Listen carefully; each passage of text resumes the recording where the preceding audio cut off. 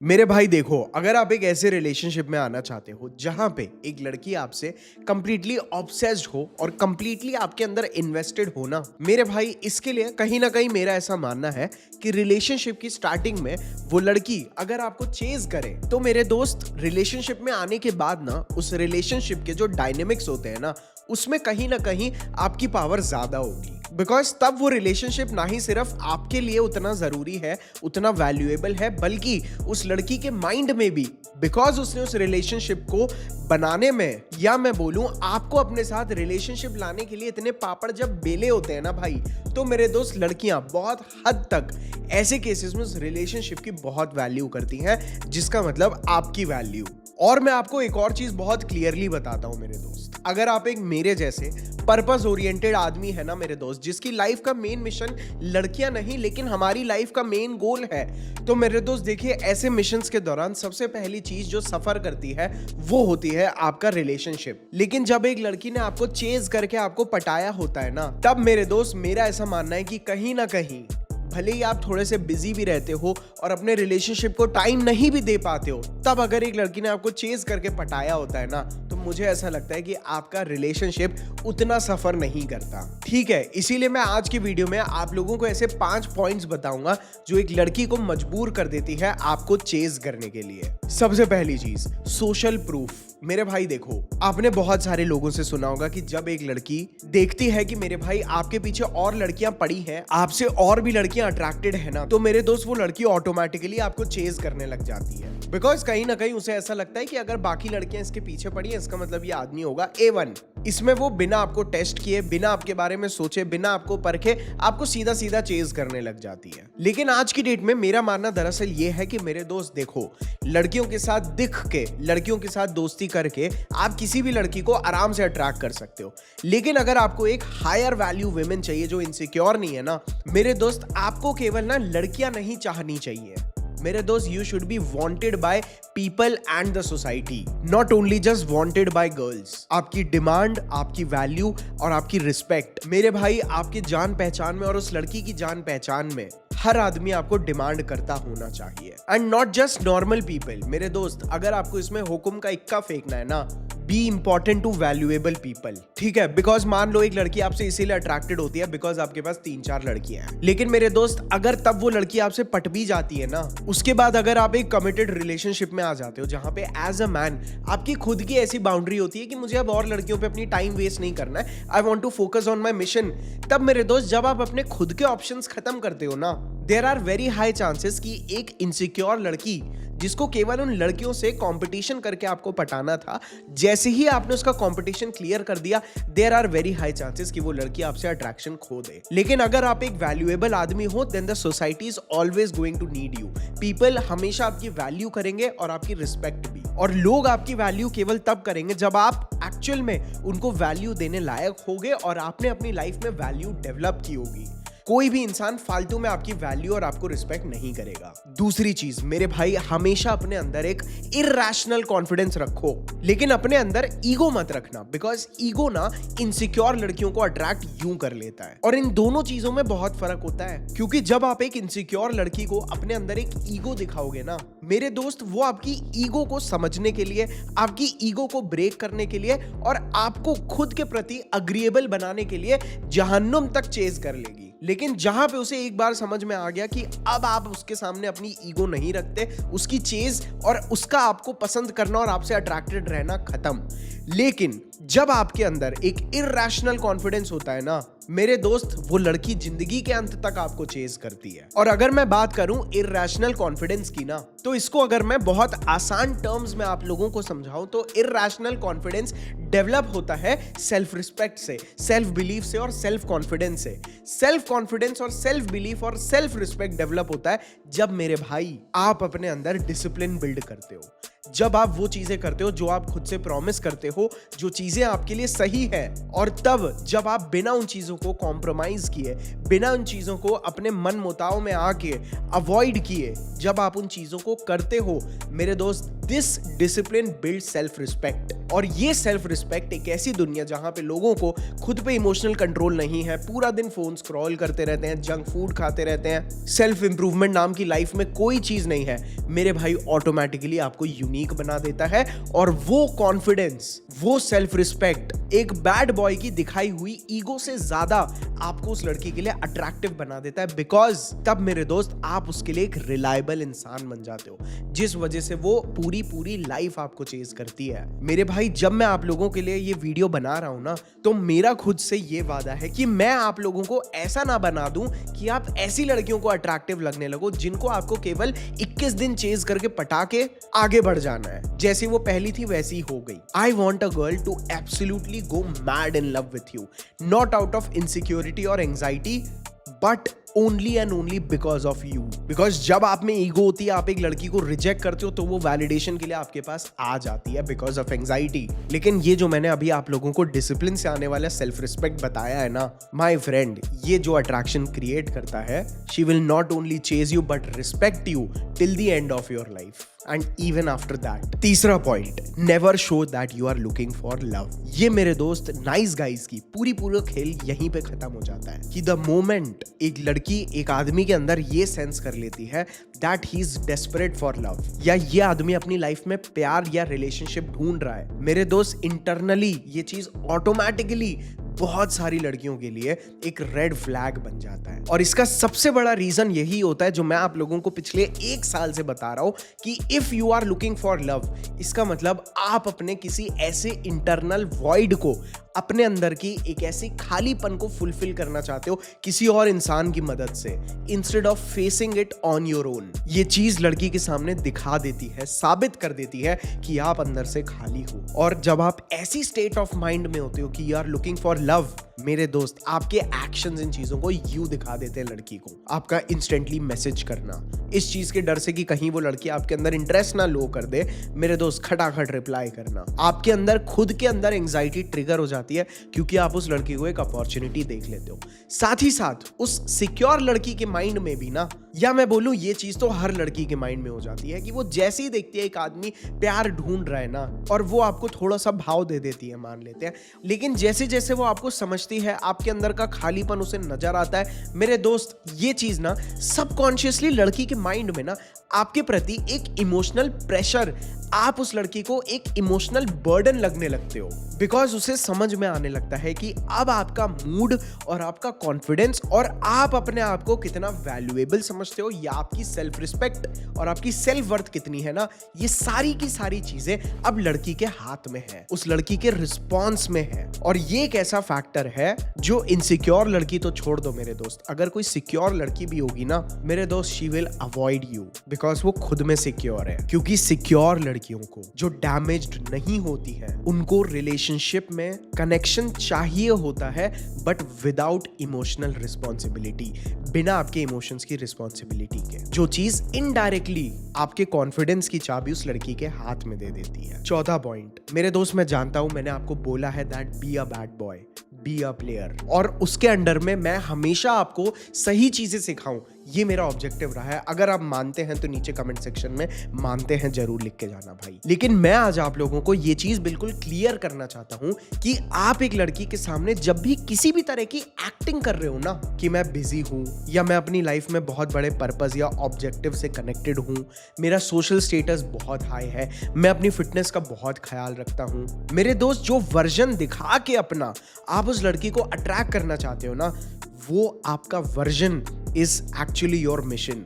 उसको आप रियल में एक्वायर करो, रियलिटी में आप वो वर्जन बनो जिस वर्जन की तरह आप एक्ट करते हो लड़कियों को अट्रैक्ट करने के लिए, and see the changes in your self. हमने एक्टिंग की है टू एक्ट हायर स्टेटस, हमने एक्टिंग की है टू बी काम, लेकिन हमें एक्टिंग के पड़ाव से आगे बढ़ के इन चीजों को कंप्लीटली अपनी पर्सनालिटी का पॉजिटिव होने की वजह से पार्ट बनाना है। और मेरे हिसाब से ये सबसे बड़ी ब्लेसिंग है जो एक लड़की आपको दे सकती है। बिकॉज एक वीडियो मैंने बनाया था जिसको बिल्कुल प्यार नहीं मिला था। उस वीडियो का नाम था विमेन आर योर मिरर। बहुत कम लोगों ने देखा है वो वीडियो, लेकिन उस वीडियो में मैंने बताया था कि how a healthy feminine energy can change your entire life. Because लड़कियां आपको वो आईना दिखाती हैं जो आप खुद कभी नहीं देख सकते। तो मेरे दोस्त, आप जिस भी इंसान की तरह एक्ट करके लड़कियों को अपने पीछे चेज कराना चाहते हो ना, वो आदमी एक्चुअल में 6 महीने दो अपने आप को और वो आदमी बनो। एंड यस, एक छोटा सा गोल्डन नगेट मैं यहाँ पे ऐड करना चाहता हूँ दैट फॉर एग्जांपल एक लड़की है जिसको आप जानते हैं, उसने आप में इंटरेस्ट नहीं दिखाया है, लेकिन वो आपके एटमॉस्फेयर में या मैं बोलूँ आपकी सराउंडिंग्स में अक्सर रहती है। मेरे दोस्त, ऐसी लड़कियों को भी अट्रैक्ट करने का सबसे आसान तरीका होता है to gradually level up in your life. उसके सामने बल्कि आप अपनी लाइफ में धीरे धीरे प्रोग्रेस कर सकते हो and this definitely gets her to chase you. लेकिन क्या ऐसी लड़की के साथ आपको रिलेशनशिप में आना चाहिए?